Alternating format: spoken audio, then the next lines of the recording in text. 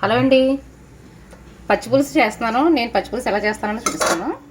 వంకాయలు అయితే కాల్చేసుకున్నానండి. ఇలాగా స్టవ్ మీదే కాల్చేసాను. ఇవన్నీ ఒలిసేసుకుని ఒక దాంట్లో ఒక గిన్నెలో వేసుకోవాలి. వంకాయలు కాల్చేసుకుని ఒలిసేసుకున్నాను కదండి. ఇక పచ్చిమిరకాయలు 2 వంకాయలకి ఇన్ని పచ్చిమిరకాయలు వేస్తున్నాను. నేను పచ్చిమిరకాయ అయితే కాల్చుకుంటున్నానండి. నెమ్మదిగా కాల్చుకోవాలి, లేదంటే మాడిపోతాయి.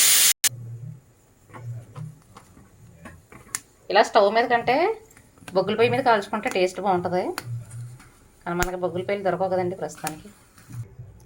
ఈ వంకాయలు అయితే కాల్చేసుకున్నాం కదండి. కాల్చుకుని ఇలా ఒలిసేసుకున్నాను. ఇందులోనే కళ్ళుప్పు, పచ్చిమిరపకాయలు అయితే కాలిపోయినాయండి. ఇందులోనే బెల్లం, ఇందులోనే ఉల్లిపాయలు,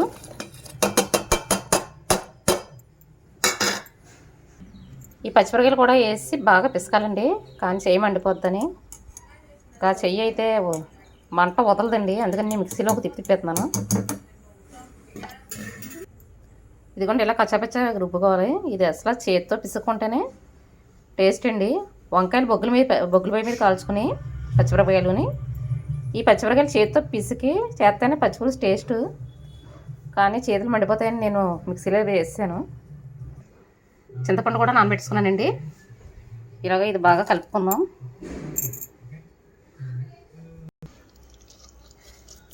ఈ విధంగా అయితే బాగా పిసుక్కోవాలండి దీన్ని, పచ్చిపులుసుని. ఇప్పుడు చేతులు మండుతాయి, కానీ తప్పదు. చింతపండు అయితే పిసికేసుకున్నానండి. చింతపండు రసం అయితే పిసికి వేసుకున్నానండి. మేము ఫోన్ మాట్లాడినా ఏదైనా వీడియోలు తీసుకున్నా మాకు ట్రైన్ అయితే వచ్చేస్తుందండి ముందు. ఇలా బాగా అయితే పిసకాలండి.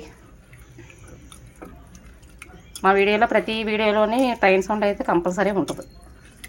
రైల్వే ట్రాక్ వారు ఉన్నామండి మేము, అందుకనేసి. అంతేనండి, పచ్చిపులుసు అయితే రెడీ అయిపోయింది. ఈ మాత్రం చక్కగా ఉండాలి, మరి పలుచగా ఉండకూడదు. అంతేనండి, పచ్చిపులుసు రెడీ. నచ్చితే లైక్ చేయండి.